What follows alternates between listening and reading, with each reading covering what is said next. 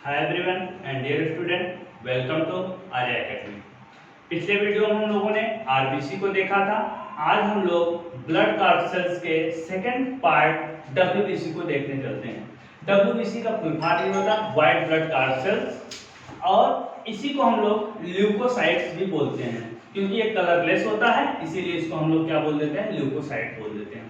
और जो डब्ल्यूबीसी का नंबर होता है उसी को हम लोग टोटल ल्यूकोसाइट काउंट बोलते हैं, टीएलसी बोलते हैं। और ये जो नंबर होता है टीएलसी, टोटल ल्यूकोसाइट काउंट का 6000 टू 8000 के समथिंग होता है, और इसमें प्लस 2000 डिक्रीज और इंक्रीज हो सकता है।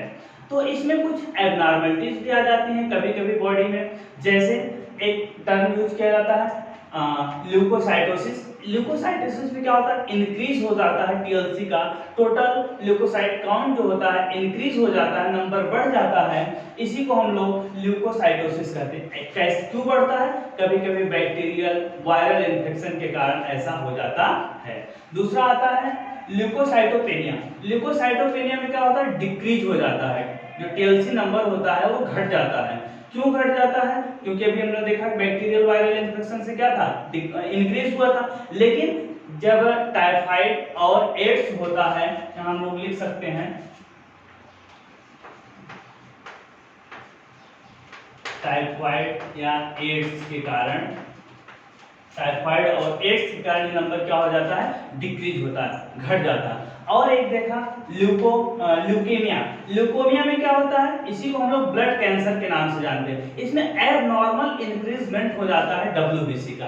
एबनॉर्मल का मतलब कंटिन्यू, लगातार तरीके से नियर अबाउट 1 लाख के अबव डब्ल्यूबीसी का नंबर हो जाता है। इसी को हम लोग ल्यूकेमिया या इसी को हम लोग ब्लड कैंसर बोल देते हैं। और इसी के उस पे on the basis of nucleus और इसमें ग्रेन्यूल्स के आधार पर हम लोग इसको दो पार्ट्स में देखते हैं डब्ल्यूबीसी को। एक को बोलते हैं ग्रेनुलोसाइट्स और दूसरे को बोल देते हैं एग्रेनुलोसाइट्स। ग्रेनुलोसाइट्स का मतलब ये होता है कि इसका जो न्यूक्लियस होता है और इसका जो साइटोप्लाज्म होता है उसमें छोटे छोटे ग्रेन्यूल्स पाए जाते हैं, इसीलिए इसको ग्रेनुलोसाइट्स बोलते हैं। और इसमें क्या होता है, सेकंड में ए, कहीं भी अगर साइंस में अगर आपको ए मिल जाता है, ए का मतलब एब्सेंट होता है, और एग्रेनुलोसाइट्स का मतलब होता है कि इसमें जो ग्रेन्यूल्स हैं साइटोप्लाज्म में वो एब्सेंट होते हैं।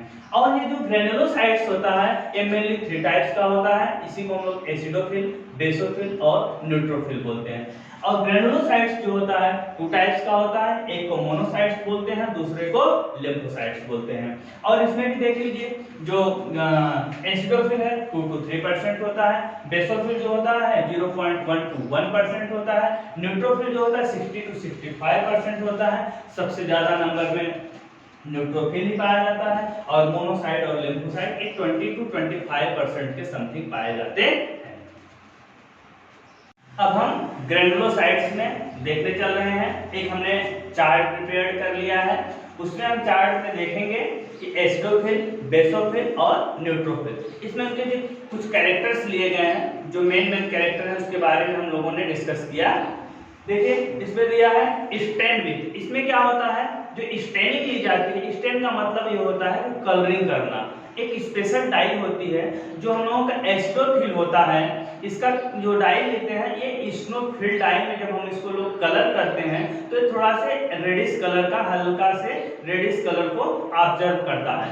और जब हम लोग बेसोफिल को लेते हैं तो ये जो इसकी स्पेशल डाई होती है वो मिथाइलिन डाई होती है, और मिथाइलिन डाई जो होती है ब्लू कलर की होती है, इसीलिए इसको मिथाइलिन ब्लू बोला जाता है। और जो न्यूट्रोफिल होता है ये दोनों डाई, एसिडिक डाई को और बेसिक दोनों डाई को एक्सेप्ट कर लेता है, इसी को हम लोग क्या बोल देते हैं, न्यूट्रोफिल बोल देते हैं। और इनका जो शेप होता है न्यूक्लियस का, जो एसिडोफिल होता है उसका बाइलोब्ड होता है। कैसा होता है, बाइलोब्ड होता है। और जो बेसोफिल होता है हम लोगों का, उसका जो न्यूक्लियस होता है 3 लोब का होता है, एस शेप्ड होता है, उसी को हम लोग 3 लोब होने के कारण उसी को एस शेप्ड बोलते हैं। काफी इंपॉर्टेंट है, कई बार पूछा गया है कि किसका जो न्यूक्लियस होता है एस शेप्ड होता है, तो बेसोफिल का जो न्यूक्लियस होता है एस शेप्ड होता है। फिर इसके बाद हम लोग न्यूट्रोफिल में आते हैं। न्यूट्रोफिल जो होता है उसका जो न्यूक्लियस होता है 3 to 5 लोब का होता है। और इसी लोब के आधार पर, इसके न्यूक्लियस के आधार पर ही तो इसको हम लोग एसिडोफिल, बेसोफिल, न्यूट्रोफिल और इसको ग्रैन्युलोसाइट, एक ग्रैन्युलोसाइट में कन्वर्ट करते हैं। फिर इसके बाद हम लोग फंक्शन की बात करते हैं। तो जो एसिडोफिल होता है, इसका एसिडोफिल को इओसिनोफिल भी कहा जाता है और इसका जो मेन फंक्शन होता है एलर्जी से हमको प्रोटेक्ट करने का काम करता है और इन्फेक्शन से बचाने का काम करता है। ये बैक्टीरियोफेज वगैरह, सॉरी बैक्टीरिया वगैरह का जो इन्फेक्शन होता है उससे प्रोटेक्ट करने का काम करता है। और जो हम लोगों का बेसोफिल्स होता है, बेसोफिल ये सिक्रीट करता है। किसको किसको सिक्रीट करता है भैया? ये हिपैरिन को सिक्रीट करता है, हिस्टामाइन को सिक्रीट करता है, सेरोटोनिन को सिक्रीट करने का काम करता है। और अब यहीं पर थोड़ा सा आपको हिपैरिन, हिस्टामाइन, सेरोटोनिन के बारे में बता दें। जो हिपैरिन, हिस्टामाइन, सेरोटोनिन ये होता है जो हम लोग कनेक्टिव टिश्यू होता है, कनेक्टिव टिश्यू का जो फाइबर होता है उसमें मास्ट सेल होता है, उसी मास्ट सेल से इसका सिक्रीशन होता है। तो ब्लड में भी ऐसा होता है, ब्लड क्या होता है? फाल्स कनेक्टिव टिश्यू कहा जाता है, तो उसमें भी इसका सिक्रीशन हो जाता है। जो हिपैरिन होता है एंटीकोआगुलेंट होता है, ब्लड का थक्का जमाने से रोकता है। हिस्टामाइन जो होता है ये वैसोडाइलेटर होता है, सेरोटोनिन जो होता है वैसोकॉन्ट्रैक्टर होता है। ठीक। न्यूट्रोफिल जो होती है उस क्या होती है? फैगोसिटिक इन नेचर होती है। फैगोसाइट्स का मतलब भक्षण करना। किसका भक्षण करती है? बैक्टीरिया का, वायरस का या other foreign particles enter the our body, they phagocyte. अगर हमारे बॉडी के अंदर कोई भी फॉरेन पार्टिकल, कोई भी बाहरी पदार्थ एंटर करता है उसको भक्षण करने का काम कौन करता है? न्यूट्रोफिल करता है। और ये न्यूट्रोफिल जो होता है पूरा लगभग 60 to 65% होता है। कभी कभी क्वेश्चन पूछा गया है सबसे ज्यादा कौन पाया जाता है? न्यूट्रोफिल पाया जाता है। कितना परसेंट? 60 to 65% बता पाया जाता है। और इसका मेन काम फंक्शन क्या?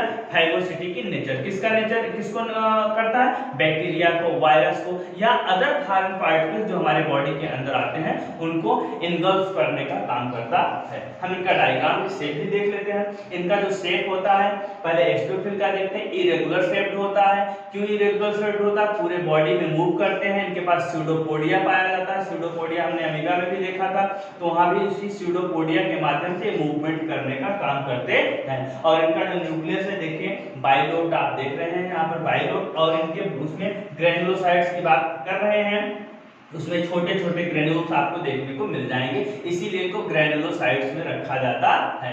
फिर हम लोग बेसोफिल में देखेंगे, ट्राइलोब्ड होता है न्यूक्लियस, एस शेप्ड होता है, इसमें भी आपको छोटे छोटे ग्रेन्यूल्स पाए जाएंगे। मिथाइलिन ब्लू डाई के द्वारा हल्का सा ब्लूइश कलर लेता है, हमने बनाने का प्रयास किया है। फिर इसके बाद हम लोग न्यूट्रोफिल में देखते हैं, इसमें 3 to 5 लोब्ड का न्यूक्लियस होता है, इसमें भी छोटे छोटे ग्रेन्यूल्स पाए जाते हैं। आइए अब हम लोग ए ग्रैन्युलोसाइट्स को देखते हैं। ए ग्रैन्युलोसाइट कहीं भी मैंने बताया था कि किसी भी वर्ड में, साइंस में ए अगर लगा हो तो ए का मतलब होता है एब्सेंट। ग्रैन्युलोसाइट्स मतलब ग्रेन्यूल्स क्या होंगे? एब्सेंट होंगे। और इसमें हमने देखा था दो होते हैं, एक को हम लोग मोनोसाइट्स बोलते हैं और दूसरे को क्या बोलते हैं? लिम्फोसाइट्स बोलते हैं। जो मोनोसाइट्स है, मोनो का मतलब ही होता है कि मतलब उसका जो न्यूक्लियस होता है पूरा कंप्लीट नहीं होता है, थोड़ा सा कटा हुआ होता है, इसी के लिए उसको हम लोग क्या बोल देते हैं? मोनोसाइट्स बोल देते हैं। अब उसमें मोनोसाइट्स में भी हम लोग वहां पे देखे थे, स्टेन देखे थे कि हम लोग एसिडिक डाई लिए थे, फिर हम लोग मिथाइलिन ब्लू को लिए थे, फिर एसिड और बेस लिए थे, लेकिन यहाँ पर कोई स्टेन नहीं होता है, कोई डाई की आवश्यकता नहीं होती है। फिर हम लोग इसका लाइफ स्पान, वहाँ लाइफ स्पान इसलिए नहीं देखे, 2 घंटे 2 घंटे 3 घंटे ऐसे लाइफ स्पान होता है, लेकिन यहाँ पे थोड़ा सा जरूरी था। यहाँ का जो लाइफ स्पान होता है मोनोसाइट्स का जो होता है, अगर मोनोसाइट्स इन ब्लड है तो ये 24 आवर्स क्या रहेगा? परफॉर्म करेगा। और लिम्फोसाइट जो होगा 5 to 7 डेज इन ब्लड में काम करता है। ठीक। फिर इसके बाद हम लोग इसके शेप की बात कर लेते हैं। शेप जो होता है वहां पे हम लोगों ने देखा था किसी के न्यूक्लियस में कैसा था? बाइलोब था, किसी का एस शेप था, किसी का 3 to 5 लोब था, यहाँ पर लोब में नहीं होगा। मोनोसाइट जो होगा बीन शेप या किडनी का शेप का होता है, और ये जो होता है लार्ज होता है, बड़ा होता है ड्यू टू साइटोप्लाज्म में, और साइटोप्लाज्म में चारों तरफ पेरिफेरी की तरफ क्या होता है? प्रेजेंट होता है, लार्ज साइज का न्यूक्लियस होता है। क्यों लार्ज साइज का होगा? क्योंकि 5 to 7 डेज तक उसको परफॉर्म करना है। अगर न्यूक्लियस नहीं होगा तो गवर्न नहीं कर पाएगा, इसलिए 5 to 7 डेज तक क्या होता है, उसका न्यूक्लियस लार्ज है, इसलिए काम करता। फिर इसके फंक्शन की बात करेंगे तो फंक्शन में क्या है, इसको हम लोग जो मोनोसाइट्स होता है इसको हम लोग स्कैवेंजर मैन्स कहते हैं। स्कैवेंजर मैन्स का मतलब क्या होता है, ब्लड में जो ब्लड का तोड़-फोड़ होता है, ब्रेक डाउन होता है, उसी को उसका जो बचा हुआ कंपोनेंट्स होता है उसको लेकर के ब्रेक करके तोड़ करके ले जाने का काम करता है, इसलिए स्कैवेंजर मतलब सफाई कर्मी बोलते हैं। और लिम्फोसाइट जो होता है, लिम्फोसाइट में टी लिम्फोसाइट और बी लिम्फोसाइट। टी लिम्फोसाइट जो होती है वो किलिंग का काम करती है। किसका काम करती है? किलिंग का काम करती है। और बी लिम्फोसाइट जो होती है एंटीबॉडीज को प्रोड्यूस करने का काम करती है। और ये एंटीबॉडी जो होती है ये किसी भी फॉरेन पार्टिकल को, अगर हमारे बॉडी के अंदर कोई फॉरेन पार्टिकल आता है उसको रोकने का काम करती है। इसको प्रोड्यूस करने का काम कौन करता? बी लिम्फोसाइट करता है।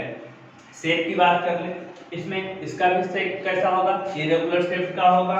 और इरेगुलर शेप होगा, न्यूक्लियस देखिए मोनोसाइट बीन शेप का आपको दिख रहा होगा, ग्रेन्यूल्स इसमें एब्सेंट दिखाई दे रहे होंगे।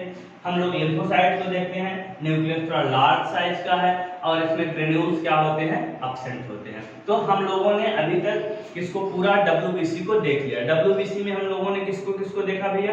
2 टाइप्स। किसके आधार पर? न्यूक्लियस के आधार पर, इनके न्यूक्लियस के आधार पर और साइटोप्लाज्म में प्रेजेंट ग्रेन्यूल्स के आधार पे WBC इज 2 टाइप्स। कौन कौन सा देखा था? ग्रेनुलोसाइट्स, एक ग्रेनुलोसाइट। ग्रेनुलोसाइट्स में कितने थे? 3 टाइप थे। कौन कौन था? एसिडोफिल था, बेसोफिल था, न्यूट्रोफिल था। और हम लोग इसके बाद किसको देखे?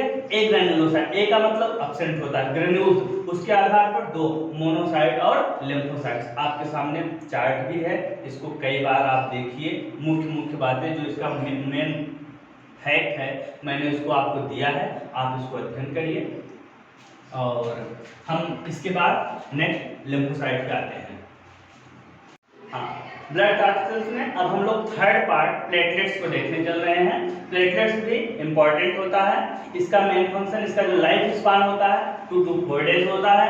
और इसी को हम लोग थ्रोम्बोसाइट्स भी कहते हैं। हमने साइट्स के बारे में बताया था। फॉर्मेशन जो होता है न्यू सेल्स का उसको हम लोग क्या बोलते हैं? साइट्स बोलते हैं। और इसका जो मतलब इसका जो नंबर होता है प्लेटलेट्स का ब्लड में 1.5 to 3.5 लाख पर mm क्यूबिक होता है। और जो इसका न्यूक्लियस होता है ये नॉन न्यूक्लिएटेड होता है। और इसका जो शेप होता है ओवल शेप होता है। जस्ट जैसे हम लोग वहां पे देखे थे आरबीसी में देखे थे, उसका शेप कैसा था?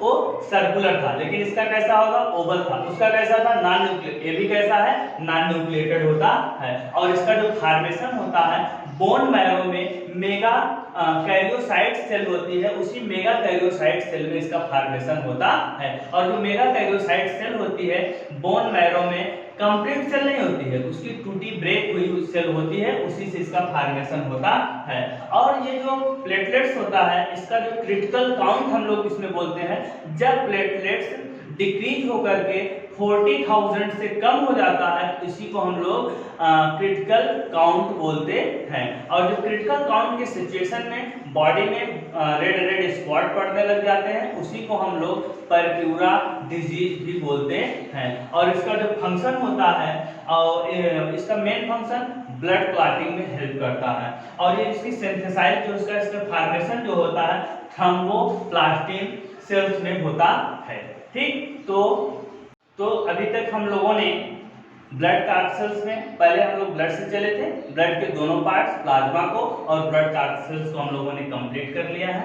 और अब इसके बाद अगर आप लोग चैनल देख रहे हैं, अगर आपको वीडियो पसंद आ रहा है तो अपने दोस्तों से बोलिए हमारे चैनल को लाइक करें, सब्सक्राइब करें। अगर अब तक सब्सक्राइब कर लिया है तो आप लोगों का बहुत बहुत धन्यवाद है, नहीं किया है तो प्लीज़ सब्सक्राइब कर लीजिए और अपने कमेंट्स हमको देते रहिए। दोस्तों ये आपका खुद का चैनल है, आप इसको जितना प्यार करेंगे हम लोग अच्छी अच्छी चीज़ें आपको देते रहेंगे। धन्यवाद।